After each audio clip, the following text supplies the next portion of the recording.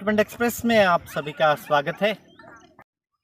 Cantonment जितने भी है भारत में, जो 62 कैंटोनमेंट्स है और सबकी ये दुर्दशा है। और मैं समझता हूँ कि ये एक क्या कहे उसे, पता नहीं क्या शब्द दूँ मैं, कि जितने भी कैंटोनमेंट्स है और वहाँ के जो रहवासी है ये कम इंटरेस्टेड है। कैंटोनमेंट के जो विषय है जो चल रहे हैं कम इंटरेस्टेड है।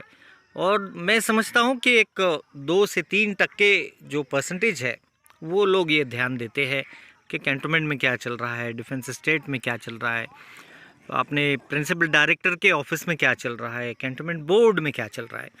तो मैं ये समझता हूँ कि कैंटोनमेंट के जितने भी रहवासी हैं उन्होंने ये ध्यान रखना चाहिए, ये उनका कर्तव्य है, जिससे कि हमको पता चलता है कि कैंटोनमेंट में नए चेंजेस क्या आ रहे हैं, नए वो क्या हो रहा है।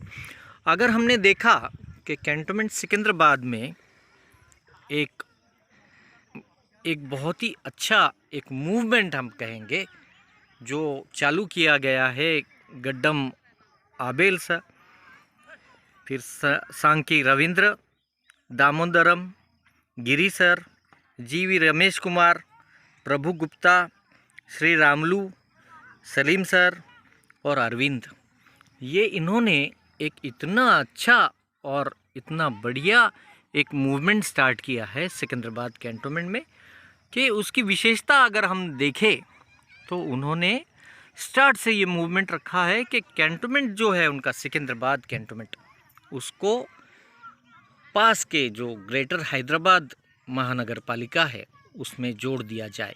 जो municipal corporation, greater Hyderabad municipal corporation में ये सिकंदराबाद कैंटोनमेंट को जुड़ाया जाए, ऐसा इनकी डिमांड है। और ये इनकी डिमांड नहीं होकर ये इनका एक मूवमेंट है जो ये हम सभी जितने भी कैंटोनमेंट है इन्होंने इसका उदाहरण लेना चाहिए। काफ़ी दिनों से जितने भी भारत के कैंटोनमेंट है, भारत के 62 कैंटोनमेंट है, 62 कैंटोनमेंट्स है, ये 62 कैंटोनमेंट्स में, ये सभी कैंटोनमेंट्स में ये विषय चल रहा है कि जो कैंटोनमेंट है वो पास के बगल वाली जो महानगर पालिका है, जिसे हम म्युनिसिपल कॉरपोरेशन कहते हैं, उसमें मर्ज हो जाने वाली है। तो ये विषय चलता है और ये विषय इतना व्यापक है कि जब एक कैंटोनमेंट बोर्ड है और ये central government ministry of defence के अंडर में है, तो ये जब मर्ज होती है तो मर्ज होते वक्त मर्ज के कारण वहाँ के रहवासियों का क्या होगा, वहाँ के कैंटोनमेंट बोर्ड के कर्मचारियों का क्या होगा। कैंटोनमेंट बोर्ड के जो कर्मचारी है, जो क्लास 1 है, क्लास 2 है, क्लास 3 है, क्लास 4 है, ये सभी कर्मचारियों का क्या होगा।